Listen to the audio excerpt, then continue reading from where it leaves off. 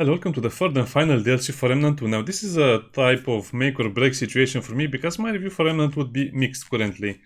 This is reminding me a lot of Outward, where the game was great and magnificent and charming in the beginning, and then it got a little worse with updates and DLCs and, of course, the definitive edition. So, why is Remnant 2 worse after all of the DLCs? Well, there are a lot of performance issues, a lot of optimization problems, a lot of crashes. Also, there have been a lot of nerfs to a lot of things that made the game more appealing because you could play with more builds. But since they have nerfed a lot of stuff, you can play with the meta builds, and that's kind of like it. You cannot really have that much fun as before. They also nerfed certain things that made, let's say, the armors more usable, and now you have to always be in a medium armor. They also introduced a lot of guns that really didn't have a lot of sense to be in the game. Also, a lot of trinkets that were basically bloating your inventory, but now they have a lot of features to help that as well. Anyway, let's not get into the negative side. Let's focus on the positive side. So what does the DLC and the major update bring? Well, you have the Warden archetype, the storyline of the Dark Horizon, and also the boss rush mode. And these are the big addition, but we also have a lot of smaller addition as well. So remember, we also have the prism system.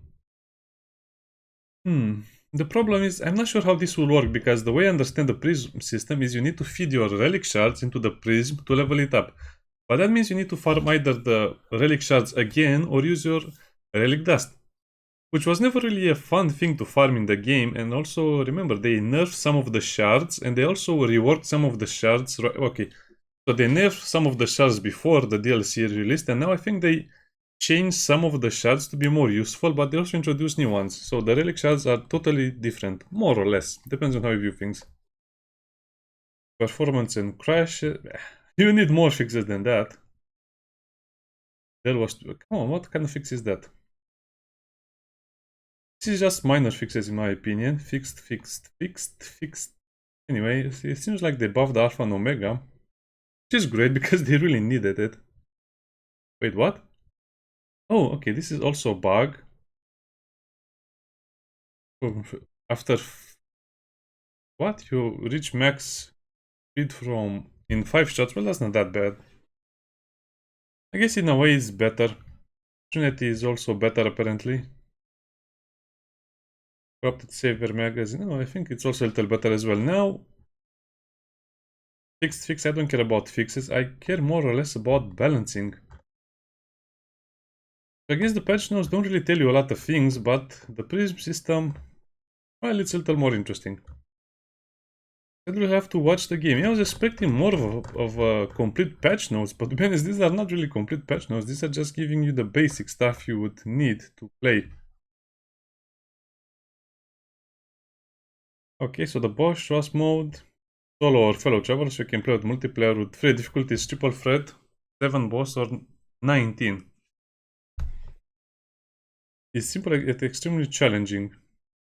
You'll also have to fight a boss and an aberration, temporary buffs.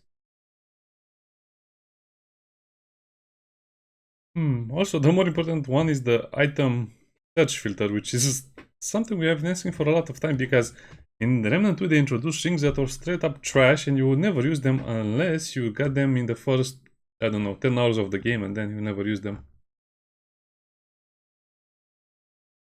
So that's it. I guess we can have to go to gunfire over here.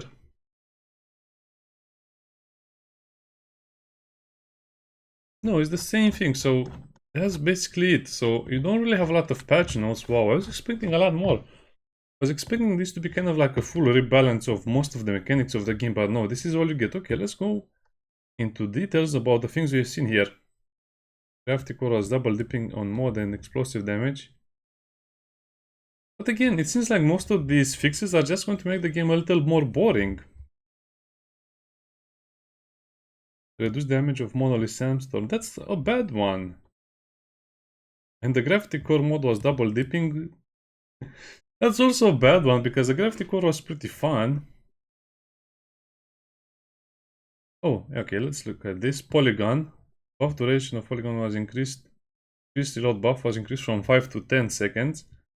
Increased reload buff, long duration of polygon. Okay.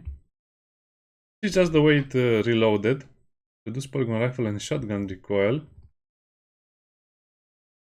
Okay, let's recoil on the shotgun mode, and fire rate was also a little bit increased. Reduce the spread. I don't think this is relatively good or bad, but it feels like more of a nerf.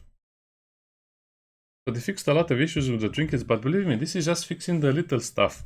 They haven't really touched the bigger stuff, I think. And then you go into enemies and it. So no optimization fix, no nothing with the other stuff.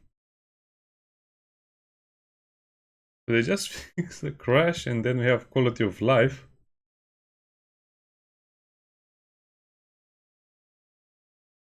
I'm a bit disappointed by this, especially because this was supposed to be a big patch to end the game, more or less. I don't think they'll have another DLC. They might have other patches, but